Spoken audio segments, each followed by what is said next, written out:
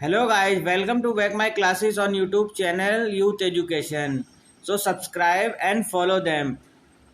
आज मैं आप लोगों के लिए नया चैप्टर लेकर आया हूँ। नए चैप्टर्स के आज हम लोग आंसर्स देखेंगे। आज हम लोग लेकर आए हैं 11th क्लास का chapter number 15।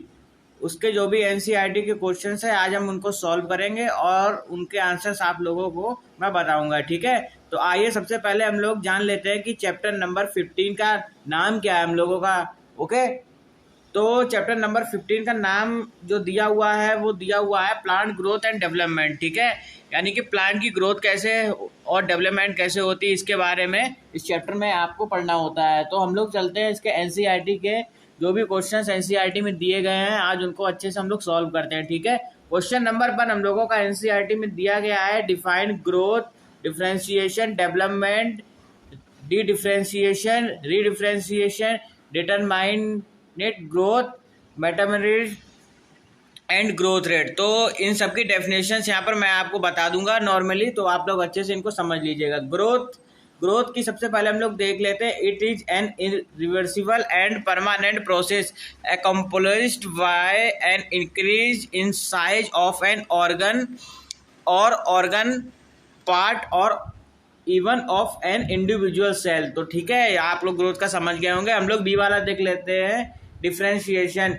It is a process in which the cell derived from the apical meristem root and shoot apex and the cavity undergo structure changes in the cell wall and protoplasm become mature to perform specified functions। ठीक है, हम लोग सी वाला देख लेते हैं development. It is refers to the various changes occurring in an organism during its life cycle from the germinating of seed to senescence।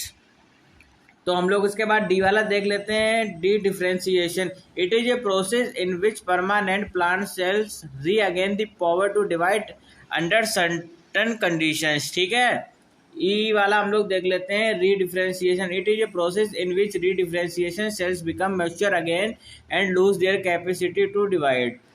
F पर आ जाते हैं हम लोग, एफ वाला देख लेते हैं determined growth. It is refer to limited growth, for example animal and plant leaves stop growing after having reached maturity. ठीक है, हम लोग जी पर पूछा गया था मैटर, ये भी हम लोग देख लेते हैं। In plant growth is restricted to specialised region where active cells division takes place. Such a region is called meritism. There are 3 types of meritism: apical meritism, lateral and intercalary meritism। H number पर last में है हम लोगों का growth rate.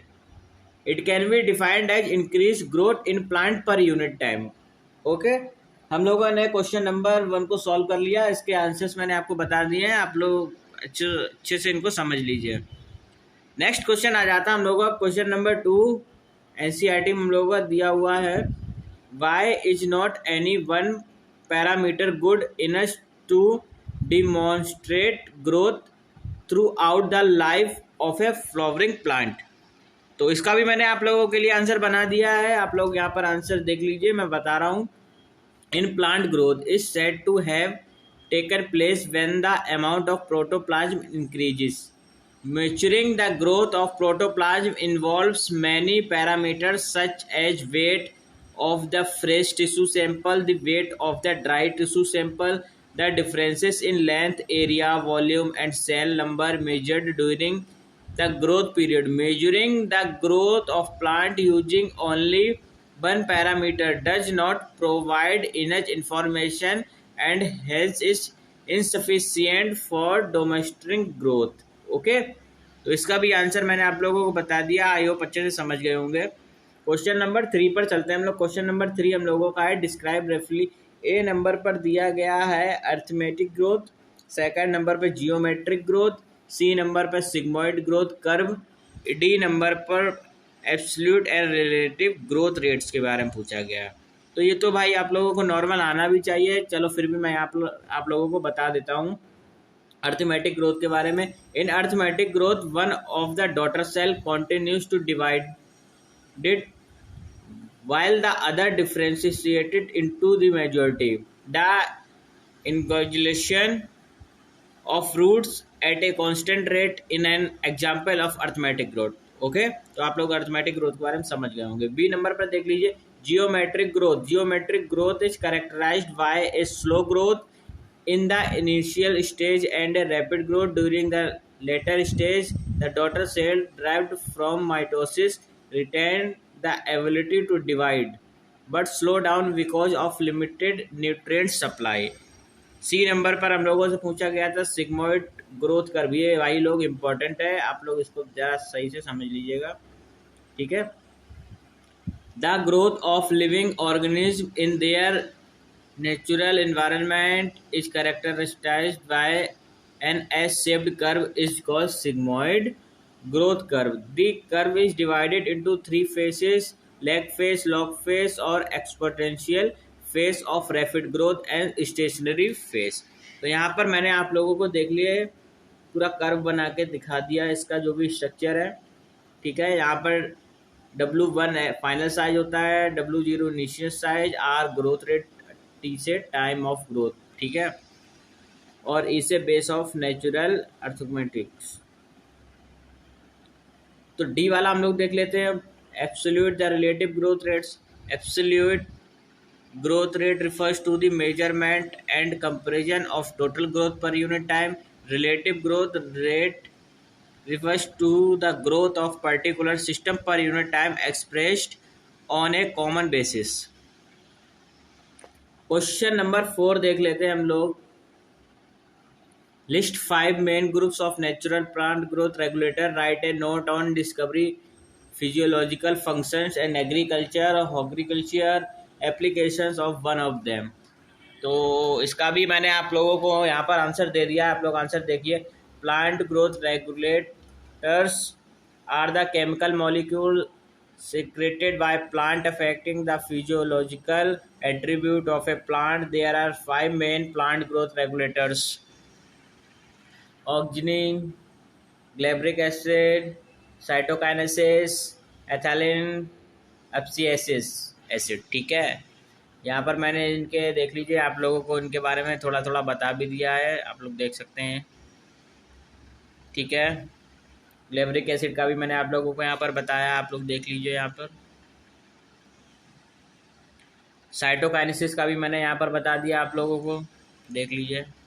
बस आप इनको पढ़ लीजिए, थोड़ा सा समझ लीजिए, बाकी इसमें और ज़्यादा कुछ खास नहीं है। इथैलिन के बारे में भी मैंने बता दिया, यहाँ पर नोट्स बनाकर रेडी करके आप लोगों को दे दिया, आप लोग देख सकते हैं, रीड कर लीजिए। ज़्यादा कुछ खास नहीं है इसमें, बस थोड़ा सा समझ लीजिए, ना इनसे पेपरों में कुछ ज़्यादा पूछा जाता है। एब्सिसिक एसिड के बारे में भी मैंने यहाँ पर बता दिया है, इसके भी पॉइंट मैंने आप लोगों को दे दिए हैं, ये भी नॉर्मल सा आप लोग देख लीजिए। हाँ, अब हम लोग चलते हैं नेक्स्ट क्वेश्चन की। नेक्स्ट क्वेश्चन हम लोगों का 5, what do you understand by photoperiodism and vernalization, describe their significant. तो यहाँ पर भाई आप लोगों को मैं बता देता हूँ डिस्क्राइब करके, ठीक है। Photoperiodism refers to the response of plant with respect to the duration of light period of day and night, ठीक है।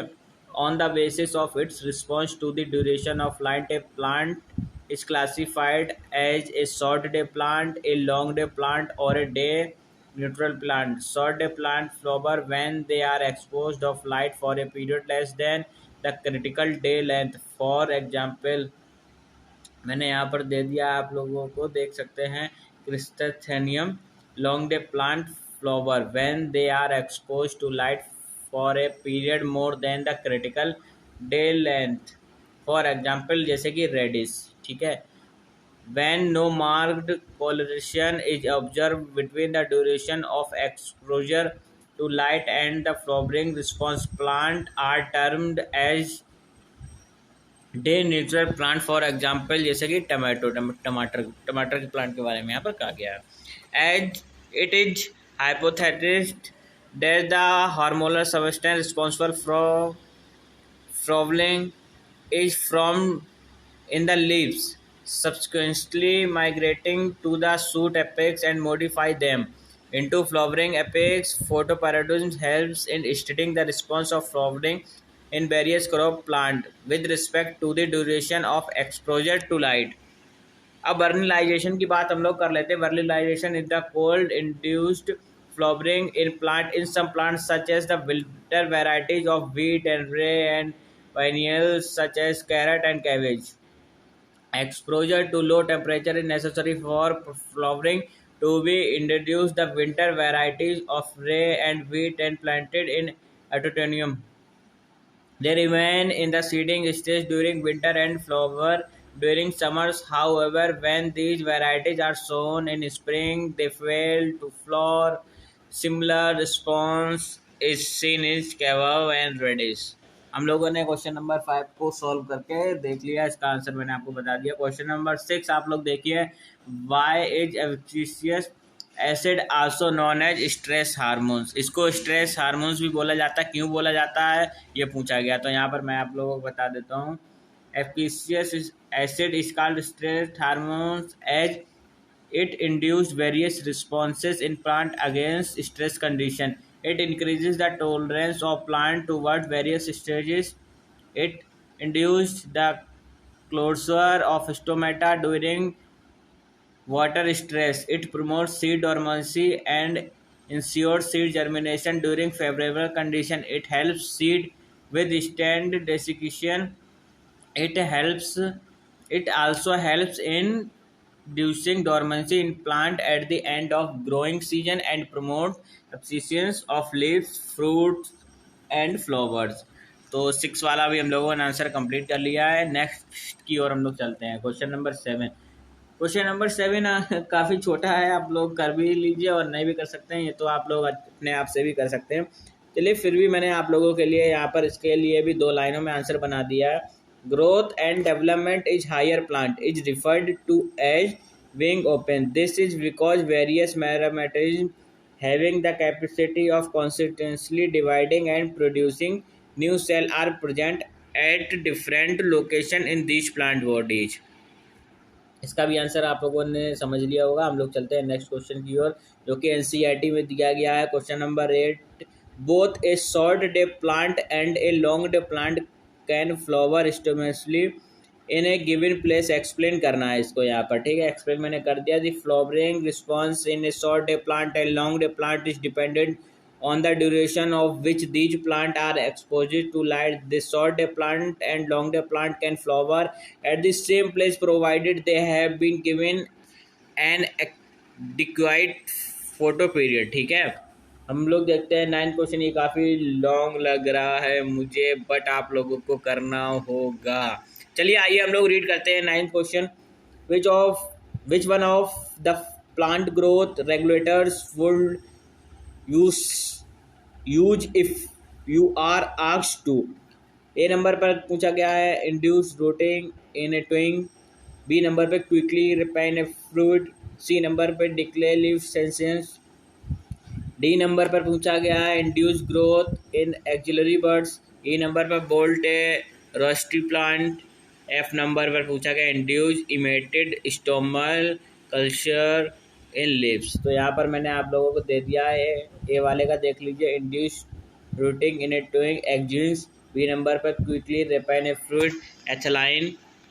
सी नंबर पर डिले लीफ सेंसेस का साइटोकाइनेसिस. डी नंबर पर देख लीजिए ग्रोथ इन एक्सिलरी बर्ड, ये भी साइटोकाइनेसिस. वोल्टेयर rosette plant gibberellic acid. F number पर पूछा गया था इंट्रीमेटेड स्टोमल क्लस्टर इन लिप्स, इसमें एब्सिसिक एसिड आता होगा.